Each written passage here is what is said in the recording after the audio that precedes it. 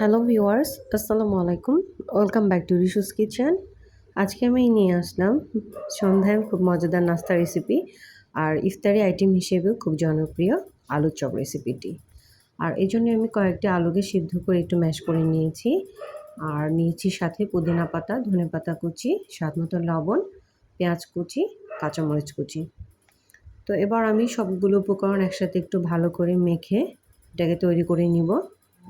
আর মেখে নেওয়ার পরে আমি ঠিক যতগুলো চপ বানাবো ততগুলোই অংশ আলাদা আলাদা করে একটু গোল গোল করে নিব।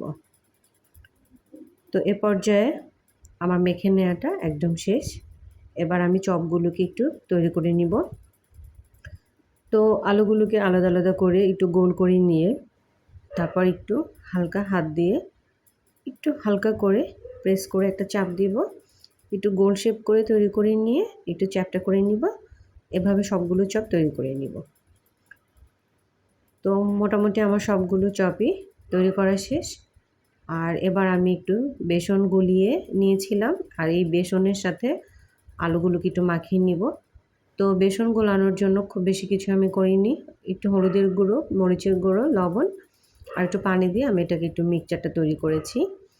তো এবার আমি এই আলুর চপগুলোকে বেসনে একটু মাখিয়ে নিয়ে ব্রেড ক্রাম্বের অংশের সাথে একটু ভালো করে মেখে নিয়ে সবগুলো তারপর আমি ভেজে নিব।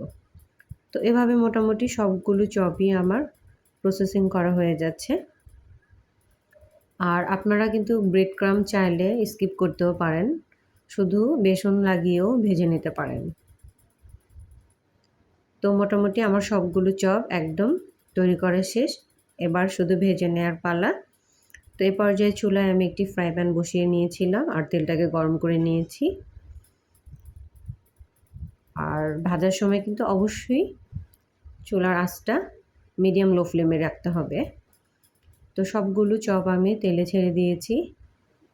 এবার শুধু একটু উল্টে পাল্টে দিব বারবার ভালো করে ভাজার জন্য, যাতে সম্পূর্ণ অংশটাই ভাজা দুটো পাশই ভালো করে হয়।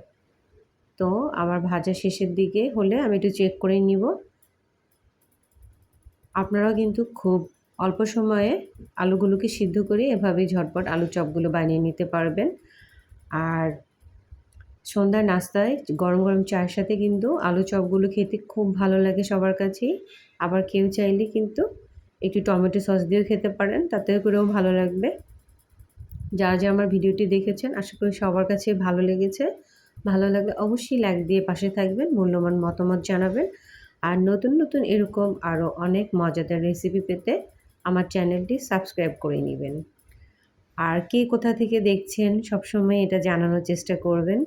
আপনাদের উৎসাহ পেলেই কিন্তু আমাদের নতুন নতুন আরও অনেক রেসিপি করতে ভালো লাগে। সবাই ভালো থাকবেন। খুব চটজলদি আপনাদের সাথে নতুন কোনো রেসিপি নিয়ে আবারও চলে আসব।